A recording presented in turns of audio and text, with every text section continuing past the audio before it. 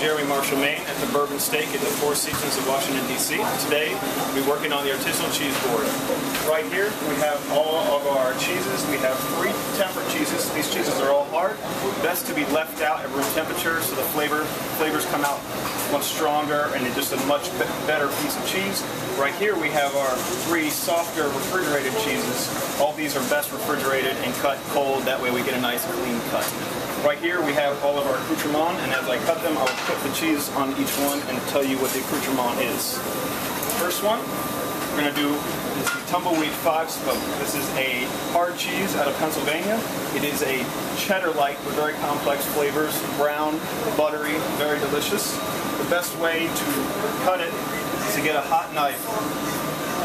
Cut a nice, almost rectangular piece out. Once from there, you can take it, get your knife wet again, and cut another smaller wedge out. You may clean it up at this point, and maybe give it one more cut so you can do something with the cheese on the plate. Over here is our accoutrement, and the best accoutrement with the tumbleweed is the pomegranate molasses and hazelnuts.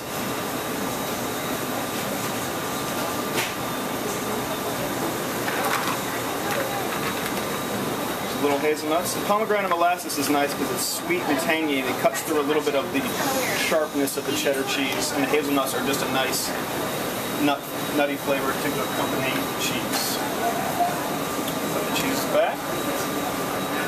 Make sure between each slice you wash off your knife and wipe off the cutting board because you get a nice clean edge. You don't want to cross-contaminate the flavors of each cheese. Next, we have the Lambda. This cheese is out of New Hampshire. It is a dense but very milky cheese, and it's very popular with people that are new to cheeses. It's very light. This, similar to the tumbleweed, we're going to cut a larger wedge, and then cut a smaller rectangle out of that, and cut a different shape than the previous cheese to make sure we have a little difference in it. This goes with an olive tapenade. That olive tapenade is made with separate assorted olives, olive oil, and pepperoncinis. With that, we'll go pine nuts and any kind of garden microgreen you may have. Here's some micro celery that looks nice on top of it. Adds a little color, adds a little flavor.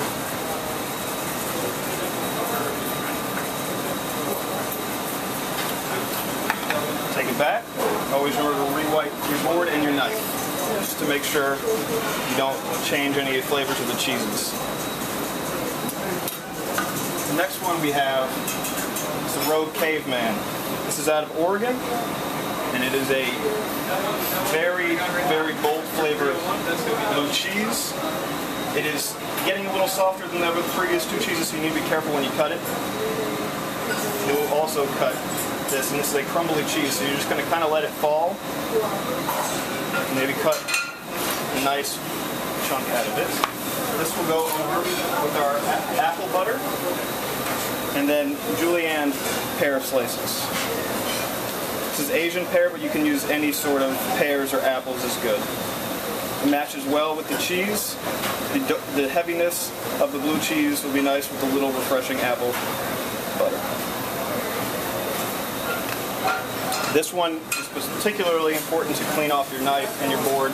Blue cheese is very strong, as you can imagine.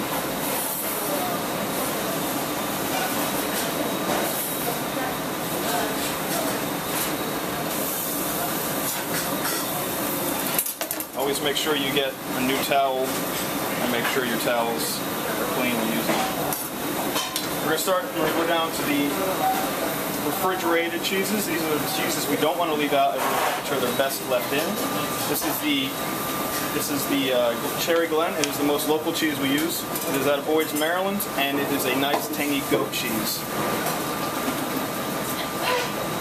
Cut a nice chunk out of it, and make sure you clean off both sides.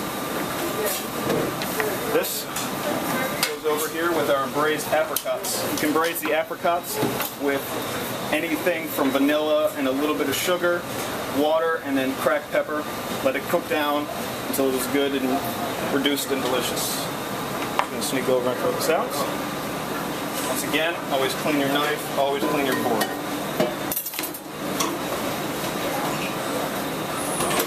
Here we have our Jasper Hill.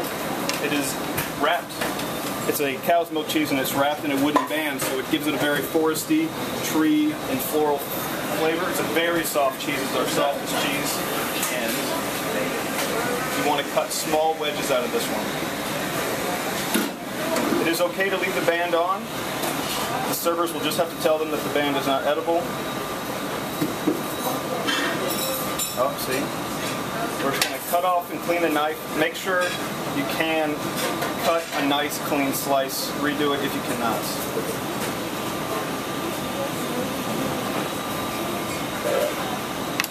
Try to see if you can get a nice clean slice out of it.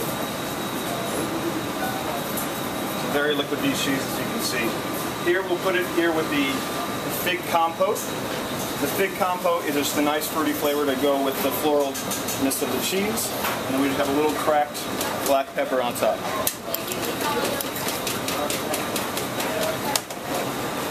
This one you have to be extra careful when you're cleaning off the board. It's a very soft cheese.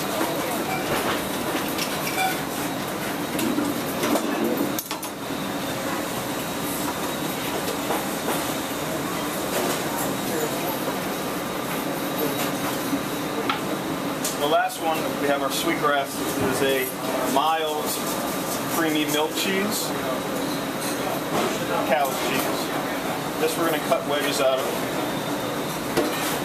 as well. This is not nearly as soft, so it's a much easier to cut. This is going to go on top of some local honey. Any local honey you can get is always delicious.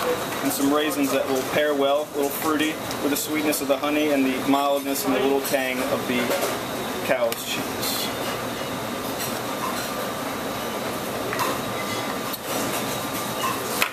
That is our artisanal cheese board, the Bourbon Steak, Washington, D.C.